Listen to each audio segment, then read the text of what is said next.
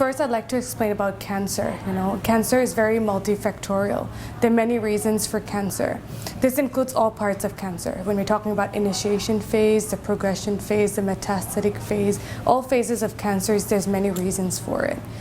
When you speak to doctors, when you first get your diagnosis, the first question that usually comes on people's minds is, how did I get this cancer? Why did it happen to me? And you tend to get answers that don't really answer your question. The answers you get from your doctors are maybe it's bad genes, maybe it's something from your parents, something inherited from your mom, or some underlying viral disease, or your blood cells are not functioning well. All of these, but it doesn't answer your question. Sometimes you even get answers like, they're not sure why you have this cancer. It's very rare. Might not be able to change your blood cells that are not functioning, or whatever it need be. But your nutrition is something you can take control of. You can use food to be your medicine and to help you feel great again. Don't get me wrong. I'm not saying that you need to deny standard protocols. I'm not saying you don't need to go through hospital treatments. All I'm saying is that while you're going through it, you're in control of your health. You can feel great while you go through all these treatments. Let it be alternative, let it be integrative, let it be standard protocols. You have the power to feel great throughout the whole process. And this whole treatment and the whole healing process with cancer doesn't have to be a path downhill. So when you speak about nutrition, there are two main pillars to nutrition. That's the way I look at it. The first pillar of nutrition is the absorption of nutrients that you take in. So whatever you eat, you need to be able to absorb. That's the first pillar.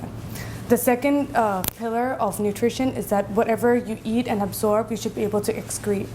And excrete all the excess toxins that are in your body. When your body has a good balance between these two, it's when you can achieve good nutrition.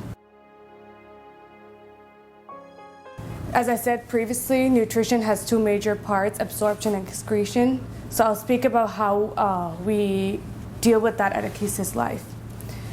So the first part is absorption. The key element in providing the right nutrition for patients is that the nutrition that you're advising them should be absorbed. A real good way to absorb large quantities of vegetables or nutrients is in the form of liquids. Here at Akesis, we have many forms of liquid nutrition, but I'd be missing out a key element if I didn't mention green juicing.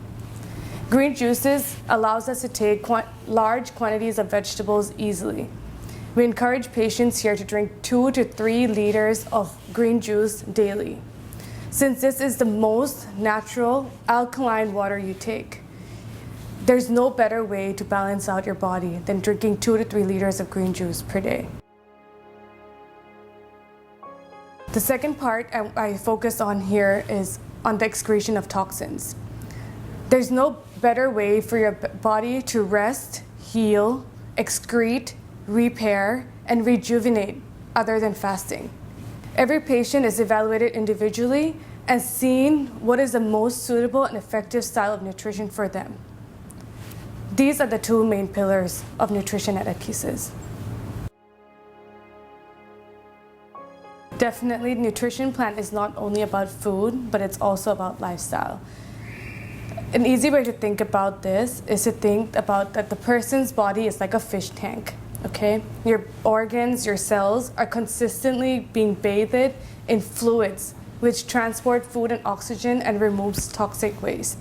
Just like in a fish tank, you put food in, you put oxygen in, and then you clean it out occasionally, right?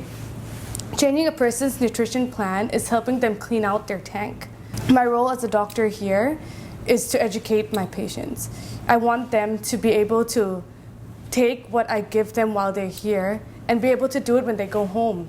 I believe that knowledge is the bridge that removes fear. If I educate my patients enough and they know why they're making these changes, they will follow through with what I tell them.